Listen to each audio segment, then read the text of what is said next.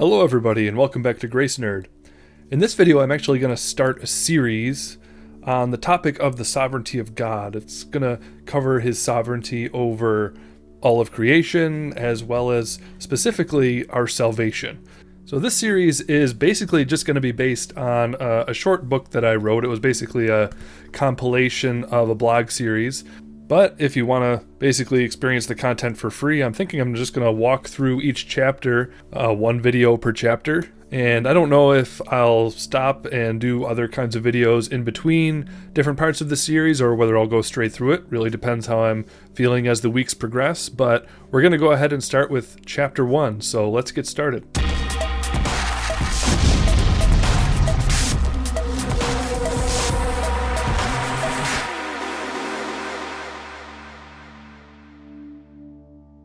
In him we have obtained an inheritance, having been predestined according to the purpose of him who works all things according to the counsel of his will. We as Christians often have an incredible tendency to try to get God off the hook. We see the scriptures make incredible claims about his involvement in the world, and we feel compelled to soften their impact. We read a passage where God challenges Job and boasts of his sovereignty over creation, saying, "Have you entered into the storehouses of snow? Or have you seen the storehouses of the hail, which I have reserved for the time of trouble, for the day of battle and war? What is the way to the place where the light is distributed, or where the east wind is scattered upon the earth? Who has cleft a channel for the torrents of rain, and a way for the thunderbolts, to bring rain on the land where no man is, on the desert in which there is no man, to satisfy the waste and desolate land, and to make the ground spout its grass?" Yet, after we read this passage, we turn around and say that God has merely set up a world where natural disasters and tragedies are out of his hands. This, of course, causes us to gloss over the end of Job, where the inspired narrator summarizes the story by saying, "Then came to him all his brothers and sisters and all who had known him before, and ate bread with him in his house. And they showed him sympathy and comforted him for all the evil that the Lord had brought upon him." Some debate whether the word evil should be translated evil or disaster, but there's no doubt that God's plans brought Job through deeply evil circumstances that included the sinful actions of murderous men who robbed him of his family. All of this was done under the malicious inspiration of Satan himself. Such deeply provocative language concerning God's activity in horrible events is littered throughout Scripture. Oftentimes we try to escape these plain scriptural assertions and point out that God clearly forbids sinful actions and expresses his desire to give life. So how can we then simultaneously affirm these texts that clearly communicate God was not only working in spite of evil circumstances, but in and through them? That is indeed the question. What are we to do with the fact that God spoke to Assyria, a sinful nation that attacked God's people, and called them the rod of my anger, and described them saying, "The staff in their hands is my fury. Against a godless nation I send him, and against the people of my wrath I command him, to take spoil and seize plunder, and to tread them down like the mire of the streets." Yet, at the same time, God turned around and condemned this rod of his anger, saying, "But he does not so intend, and his heart does not so think. But it is in his heart to destroy and to cut off nations, not a few." In the very next verse, after God speaks of his sovereignty over the sinful actions of a nation, he condemns that nation for their sinful hearts, promising judgment for their evil motives. However, these were motives without which God's judgment would not have been accomplished. What are we to do with the story of Joseph?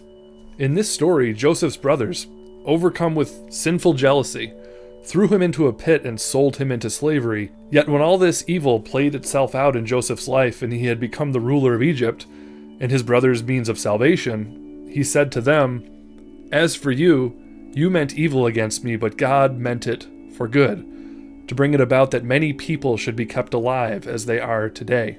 Joseph doesn't deny that his brothers are accountable for their sin, and yet he acknowledges that their sin did not provoke a plan B on God's part. Their sinful behavior was the very means that God used to bring about his original plan of salvation. To the same extent that Joseph's brothers intended him to be sold into slavery, God intended it as well, yet with completely different motives. These passages begin to make a very important principle clear to us. In every event in the lives of God's people, there are two motives at work. There is the motive of Satan in every calamity, to cause us to curse God's name. In the same event, God is infallibly working to change us. In every time of blessing, Satan is working to make us idolaters, a people who love the gift rather than the giver. In the same event, God is showing his generous heart and making us worshipers of him as the giver of all good things. In the words of Job, shall we receive good from God, and shall we not receive evil? At no time in Scripture does Satan take a step without God's say-so. At no time in Scripture is God taken off guard or forced to reconsider his plans. While in the words of John Calvin, there are times when God lisps for our benefit and has chosen to reveal himself in an admittedly human and interactive way, that does not mean that we should be discouraged to the point of believing that he has become less than God in his knowledge or power. He chose to respond to Moses' intercession for sinful Israel with mercy. Intercession God had certainly purposed to occur and was not taken off guard by.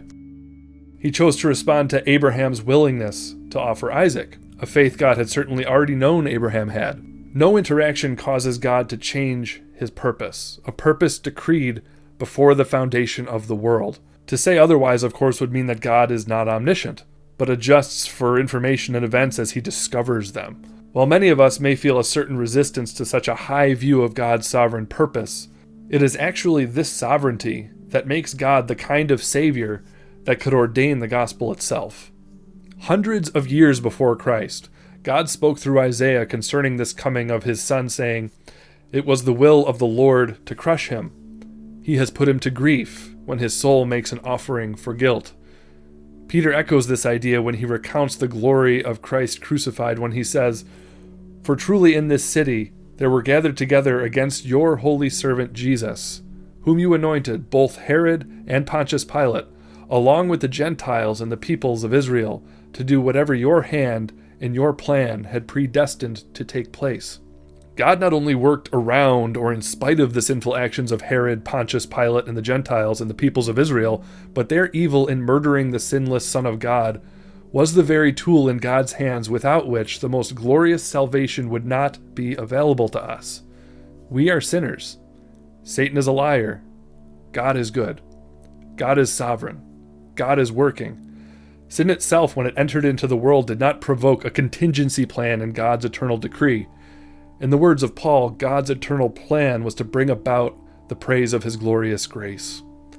Grace, which is a response to sin, is the apex of God's glory in the mind of the biblical authors. For God to reveal every aspect of his glory, sin must somehow be a part of the plan. It is the profoundest of mysteries to wonder how God could remain sinless and yet bring such a perfect plan into existence, a plan that includes the sins of Satan and humans.